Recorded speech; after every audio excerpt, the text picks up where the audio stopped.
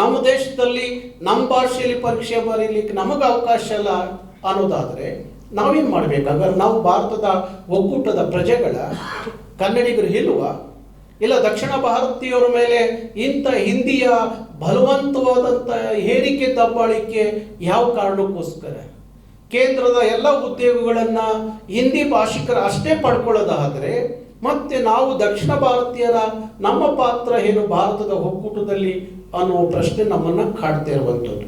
ಅದಕ್ಕಾಗಿ ಇವತ್ತು ಮಾಧ್ಯಮಗಳ ಮುಖಾಂತರ ನಾಳೆ ನಡೆಯುವಂಥ ಪ್ರತಿಭಟನೆಯ ವಿಚಾರವನ್ನು ನಿಮ್ಮ ಗಮನಕ್ಕೆ ತರಬೇಕು ಅಂತ ಹೇಳಿ ನಾನು ಇವತ್ತು ಮಾಧ್ಯಮದ ಗೆಳೆಯರನ್ನ ಬರಮಾಡಿಕೊಂಡಂಥದ್ದು. ಹಾಗಾಗಿ ನಾನು ಮತ್ತೊಮ್ಮೆ ನಮ್ಮ ಹಿರಿಯ ಪೊಲೀಸ್ ಅಧಿಕಾರಿಗಳು ನನ್ನ ಸಂಪರ್ಕ ಮಾಡಿದಾಗ ಹೇಳಿದೆ, ನೀವು ತಕ್ಷಣ ರೈಲ್ವೆ ಅಧಿಕಾರಿಗಳನ್ನು ಭೇಟಿ ಮಾಡಿ ನಾಳೆ ಪರೀಕ್ಷೆಯನ್ನು ತಾತ್ಕಾಲಿಕವಾಗಿ ರದ್ದು ಮಾಡಿಸಿ ಮುಂದೆ ಕನ್ನಡದಲ್ಲಿ ಪರೀಕ್ಷೆ ಬರೆಯುವ ಅವಕಾಶ ಸಿಗೋವರೆಗೂ ರೈಲ್ವೆ ಯಾವುದೇ ಪರೀಕ್ಷೆಗಳು ಇಲ್ಲಿ ಆಗದಂತೆ ನೀವು ಸೂಚಿಸಬೇಕು. ಇಲ್ಲ ಅಂದರೆ ನಾಳೆ ನಾವು ಏನು ಮಾಡ್ತೀವಿ ಅನ್ನೋದು ನಾಳೆ ಗೊತ್ತಾಗುತ್ತೆ ನಿಮಗೆ.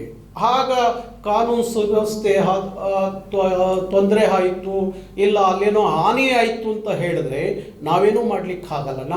ನಮ್ಮ ಹಕ್ಕಿಗಾಗಿ ನಾವು ಯಾವ ತೀರ್ಮಾನ ಬೇಕಾದರೂ ನಾಳೆ ನಾವು ತಗೊಳ್ಳಿಕ್ಕೆ ನಾವು ಕರ್ನಾಟಕ ರಕ್ಷಣಾ ವೇದಿಕೆ ತಯಾರಿದ್ದೀವಿ. ಅದಕ್ಕೋಸ್ಕರ ಯಾಕೆಂದರೆ ಸುಮಾರು ಸಲ ಇದು ಏನು ನಿನ್ನೆ ಇವತ್ತಿನ ವಿಚಾರ ಅಲ್ಲ, ಭಾರಿ ವರ್ಷಗಳಿಂದ ನಾವು ಹೇಳ್ಕೊಂಡು ಬಂದಿದ್ದೀವಿ. ಹಿಂದಿಯ ಬಲವಂತವಾದಂಥ ಹೇರಿಕೆಯನ್ನು ನಮಗೆ ಯಾಕೆ ಮಾಡ್ತೀರಿ? ರೈಲ್ವೆ ಇಲಾಖೆ ಅನ್ನೋದು ಭಾರತ ಸರ್ಕಾರದ ಒಂದು ದೊಡ್ಡ ಉದ್ಯಮ. ಆ ಉದ್ಯಮದಲ್ಲಿ ಎಲ್ಲ ರಾಜ್ಯ ಭಾಷೆಗಳಿಗೆ ಅನ್ಯಾಯ ಆಗದಂತೆ ನೋಡ್ಕೋಬೇಕಾದ್ದು ಭಾರತ ಸರ್ಕಾರದ ಕರ್ತವ್ಯ. ಅದು ಬಿಟ್ಟು ಕೇವಲ ಹಿಂದಿ ಇಂಗ್ಲೀಷ್ನಲ್ಲಿ ನೀವು ಪರೀಕ್ಷೆ ಬರೀ ಅಂತ ಹೇಳಿದ್ರೆ ಯಾಕೆ ಬರೆಯೋಕ್ಕಾಗ? ಕನಿಷ್ಠ ಡಿ ಗ್ರೂಪ್ ಅಂತ ಪರೀಕ್ಷೆಗಳಿಗೂ ನೀವು ಹಿಂದಿ ಇಂಗ್ಲೀಷ್ನಲ್ಲಿ ಬರೀರಿ ಅಂತ ಹೇಳ್ತೀರಿ. ಯಾಕೆ ಸಾಧ್ಯ ಆಗುತ್ತೆ? ಈಗ ರೈಲ್ವೆ ಇಲಾಖೆಯಲ್ಲಿ ಕೆಲಸ ಮಾಡುವವರಿಗೆ ಪ್ರಮೋಷನ್ಗಾಗಿ ನಡೆಯುವಂಥ ಪರೀಕ್ಷೆಗಳನ್ನು ನೀವು ಹಿಂದಿ ಇಂಗ್ಲೀಷಲ್ಲಿ ಬರೀರಿ ಅಂತ ಹೇಳೋದಾದರೆ ಡಿ ಗ್ರೂಪಿಂದ ಬಂದಂಥವ್ರು, ಪ್ರಮೋಷನ್ ಆಗಿ ಬಂದಂಥವ್ರು, ಅವ್ರಿಗೆ ಹಿಂದಿ ಇಂಗ್ಲೀಷಿಗೆ ಗೊತ್ತೇ ಇಲ್ಲದೆ ಇರುವಂಥವ್ರು ಬರೆಯೋದಾದರೂ ಹೇಗೆ? ಹೀಗಾಗಿ ನೋಡಿ, ನಮ್ಮ ಸಚಿವರುಗಳು, ಕೇಂದ್ರ ಸಚಿವರುಗಳು, ಮೊನ್ನೆ ನಾನು ಸೋಮಣ್ಣವ್ರಿಗೆ ಕೇಳಿದೆ, ಸೋಮಣ್ಣವರೇ ನೀವು ನಮ್ಮ ರಾಜ್ಯ ಸಚಿವರಿದ್ದೀರಿ, ಹೇಗೆ ಇದನ್ನು ಇಂಥ ಅನ್ಯಾಯ ಯಾಕೆ ಸಹಿಸ್ಕೋತೀರಿ ಅಂದರೆ, ಅಣ್ಣ ಅಸಹಾಯಕ, ನಾನು ಏನು ಮಾಡಲಿ ಅಂತಾರೆ. ಯಾರಿಗೆ ಹೇಳ್ಬೇಕು ನಾವು ದೂರು?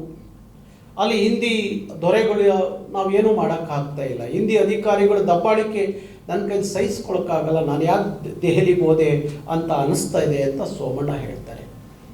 ರಾಜ್ಯ ಸಚಿವರಿದ್ದಾರೆ ರೈಲ್ವೆ ಇಲಾಖೆಯಲ್ಲಿ, ಅವರೇ ಅಸಹಾಯಕರಾದಾಗ ಮತ್ತೆ ಹೇಗೆ ಇದನ್ನು ಸರಿಪಡಿಸೋರು ಯಾರು?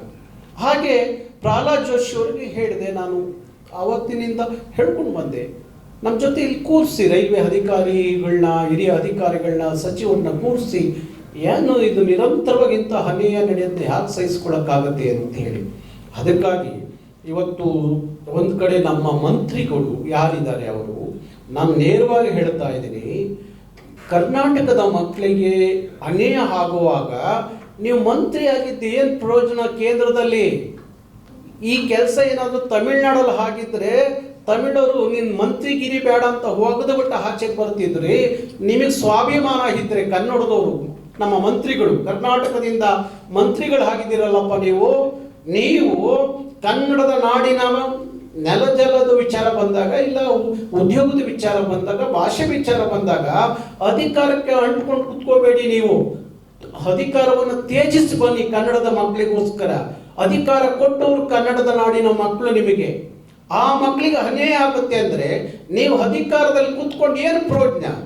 ಇವತ್ತು ಅಷ್ಟು ನಮ್ಮ ಸಂಸದರು ಏನು ಮಾಡ್ತಾ ಇದ್ದಾರೆ? ಒಬ್ಬರು ಮಾತಾಡೋದಿಲ್ಲ ಸಂಸದರು. ಮತ್ತು ನಿಮಗೆ ಯಾಕೆ ನಿಮ್ಮನ್ನು ಕಳಿಸಿರೋದು ಕೇಂದ್ರಕ್ಕೆ? ಕರ್ನಾಟಕದ ಮಕ್ಕಳ ಭವಿಷ್ಯ ಪ್ರಶ್ನೆ ಅಂದಾಗ ನೀವು ಮಾತಾಡಬೇಕಲ್ಲ ಸಂಸದರು. ಒಬ್ಬ ಸಂಸದರು ಮಾತಾಡಲ್ಲ ಅನ್ನೋದಾದರೆ ಸಂಸದರ ಮನೆಗಳ ಮುಂದೆನೂ ಸಹ ಕರ್ನಾಟಕ ರಕ್ಷಣಾ ವೇದಿಕೆ ಪ್ರತಿಭಟನೆ ಮಾಡಬೇಕು ಅನ್ನೋದು ತೀರ್ಮಾನವನ್ನು ನಾವು ಮಾಡಿದ್ದೀವಿ.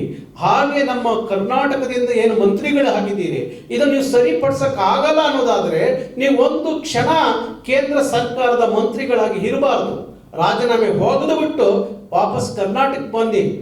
ನಿಮ್ಮ ಜನ ಮೆಚ್ತಾರೆ, ನಮ್ಮ ಜನ ಮೆಚ್ತಾರೆ, ನಿಮ್ಮನ್ನು ಒಪ್ಕೋತಾರೆ, ಆಗ ಕೇಂದ್ರದವರಿಗೆ ಒಂದಿಷ್ಟು ಭಯ ಬರುತ್ತೆ ಇಂಥ ತೀರ್ಮಾನಗಳು ತಗೊಳ್ಳೋಕ್ಕೆ.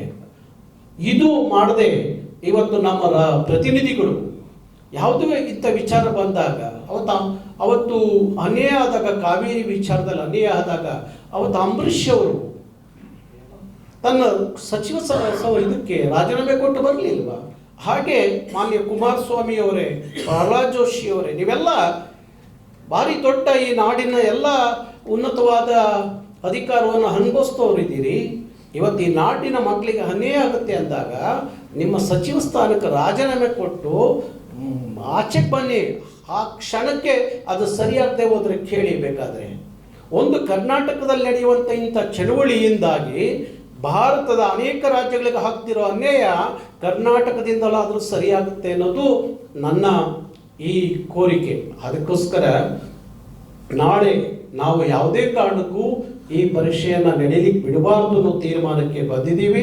ಹುಬ್ಬಳ್ಳಿ ಮತ್ತು ಮೈಸೂರು, ಬೆಂಗಳೂರಲ್ಲಿ ಏನು 3 ಭಾಗದಲ್ಲಿ ಈ ಪರೀಕ್ಷೆ ನಡೀತಾ ಇದೆ ಅಂತ ಹೇಳಿ ನಾಳೆ ಗೊತ್ತಾಗಿದೆ. ಹಾಗಾಗಿ ಈ ಪರೀಕ್ಷೆಯನ್ನು ಸಂಪೂರ್ಣವಾಗಿ ಕನ್ನಡದಲ್ಲಿ ಅವಕಾಶ ಕೊಡೋವರೆಗೂ ಇಲ್ಲಿ ಯಾವುದೇ ರೈಲ್ವೆ ಪರೀಕ್ಷೆಗಳು, ಕೇಂದ್ರ ಸರ್ಕಾರದ ಯಾವುದೇ ಪರೀಕ್ಷೆಗಳು ನಡೀಲಿಕ್ಕೆ ಬಿಡಬಾರದು ಅನ್ನೋದು ಕರ್ನಾಟಕ ರಕ್ಷಣಾ ವೇದಿಕೆಯ ತೀರ್ಮಾನ. ಪರೀಕ್ಷೆ ಕೇಂದ್ರಗಳ ಮುಂದೆನೂ ಪ್ರತಿಭಟನೆ ನಡೆಯುತ್ತೆ. ಅಧಿಕಾರಿಗಳು ಇರುವಂಥ ಕೇಂದ್ರ ವಲಯ ಏನಿದೆ, ರೈಲ್ವೆ ಕೇಂದ್ರ ವಲಯ, ಅಲ್ಲೂ ಪ್ರತಿಭಟನೆ ನಡೆಯುತ್ತೆ. 2 ಕಡೆಗೂ ನಡೆಯುತ್ತೆ. ಸರ್, ಈಗ ಫ್ರೀಡಂ ಪಾರ್ಕ್ ಅಲ್ಲೇ ಪ್ರತಿಭಟನೆ ಆಗಬೇಕು ಅಂತ ಹೇಳಿ 2021ರಿಂದ high court directions contempt of court ಆಗಲ್ವಾ? ಆಗಲಿ ಬಿಡಿ, ಆಗಲಿ. ಕನ್ನಡದ ಮಕ್ಕಳ ಭವಿಷ್ಯ, ಬದುಕು ಭಾರಿ ಮುಖ್ಯ. ನಾವು ತಯಾರಿದ್ದೀವಿ ಅಂತ ಹೇಳ್ತಾ ಇವಲ್ಲ, ಜೈಲಿಗೆ ಹೋಗಿ ನಾವು ರೆಡಿ ಇದ್ದೀವಿ, ಕಳಿಸಿ ನಮ್ಮ ಜೈಲಿಗೆ ಬೇಕಾದರೆ. ನಮ್ಮ ಕನ್ನಡದ ಮಕ್ಕಳ ಭವಿಷ್ಯಕ್ಕಿಂತ ಏನು ದೊಡ್ಡದೇನಲ್ಲ. ಹಾಗಾಗಿ ಈಗ ಅದಕ್ಕೆ ನೋಟಿಸ್ ಕೊಟ್ಟಿದ್ದಾರೆ, ಅದನ್ನು ಧಿಕ್ಕರಿಸ್ತೀವಿ. ನೋಟಿಸ್ನ ಧಿಕ್ಕರಿಸಿ ನಾಳೆ ನಮ್ಮ ಪ್ರತಿಭಟನೆಯನ್ನು ಅಲ್ಲೇ ಮಾಡ್ತೀವಿ. ಎಲ್ಲಿ ಕಳ್ಕೊತಾ ಇದ್ದೀವಿ ನಾವು ಅಲ್ಲೇ ಹುಡುಕಬೇಕು. ಕಳ್ಕೊಳ್ಳೋದು ಒಂದು ಕಡೆ, ಹುಡುಕೋದು ಒಂದು ಕಡೆ ಆದರೆ ಎಲ್ಲಿಂದ ನ್ಯಾಯ ಸಿಗುತ್ತೆ? ಫ್ರೀಡಂ ಪಾರ್ಕಲ್ಲಿ ತಗೊಂಡೋಗಿ ನಮಗೆ ಪ್ರತಿಭಟನೆ ಮಾಡಲಿಕ್ಕೂ ಬೆಂಗಳೂರಲ್ಲಿ ಅವಕಾಶ ಇಲ್ಲದೆ ಫ್ರೀಡಂ ಪಾರ್ಕಲ್ಲಿ ತಗೊಂಡೋಗಿ ಕೂರಿಸಿದ್ದಾರೆ. ಆ ಫ್ರೀಡಂ ಪಾರ್ಕಲ್ಲಿ ಕೂತ್ಕೊಂಡು ಪ್ರತಿಭಟನೆ ಮಾಡಿದ್ರೆ ಪೊಲೀಸ್ನವ್ರ ಮುಖ ನಾವು ನೋಡಬೇಕು, ನಮ್ಮ ಮುಖ ಪೊಲೀಸ್ನವ್ರು ನೋಡಬೇಕು. ಯಾವ ಅಲ್ಲಿ ಪಕ್ಕದ ವಿಧಾನಸೌಧಕ್ಕೂ ತಲುಪೋದಿಲ್ಲ ಅದು, ಗೊತ್ತಾಯ್ತಾ? ಹಾಗಾಗಿ ಆಗಲಿ ಬಿಡಿ, ಉಗಾದಿ ಹಬ್ಬ ಅಲ್ಲಿ ಜೈಲೊಳಗಡೆ ಆಗಲಿ. ಈ ಸಲ ನಾವಂತೂ ರೆಡಿ ಇದ್ದೀವಿ. ರೈಲ್ವೆ ಇಲಾಖೆಯನ್ನು ಅರ್ಥ ಮಾಡ್ಕೋಬೇಕು. ಇಲ್ಲಿ ಯಾರು ನ್ಯಾಷನಲ್ ಮೀಡಿಯಾ ಇದ್ದರೆ ಅವರಿಗೆ ಹೇಳಿ, ನಾಳೆ ಇಡೀ ಕರ್ನಾಟಕದ ಒಳಗಡೆ ಯಾವ ರೈಲ್ವೆ ಸ್ಟೇಷನ್ಗಳನ್ನ ಉಳಿಸ್ಕೊಳ್ಳೋದು ಭಾರಿ ಕಷ್ಟ ಆಗುತ್ತೆ. ಏನೇ ಆದರೂ ಅದಕ್ಕೆ ನೀವೇ ಹೊಣೆಗಾರರು. ನಾವಂತೂ ತೀರ್ಮಾನ ಮಾಡಿದ್ದೀವಿ, ಏನು ಬೇಕಾದರೂ ಆಗ್ಬೋದು ನಾಳೆ. ಅದು ಆಗೋದು ಬೇಡ ಅಂದರೆ ನಿಮ್ಮ ಪರೀಕ್ಷೆ ತಕ್ಷಣ ನಿಲ್ಲಿಸಿ ಕನ್ನಡದಲ್ಲಿ ಪರೀಕ್ಷೆ ಬರಲಿಕ್ಕೆ ಮುಂದಿನ ದಿನಗಳಲ್ಲಿ ಅವಕಾಶ ಕೊಡಿ. ಇಲ್ಲದೆ ಹೋದರೆ ಬಿಡೋಲ್ಲ, ಅದೇನಾದರೂ ಬಿಡೋದಿಲ್ಲ.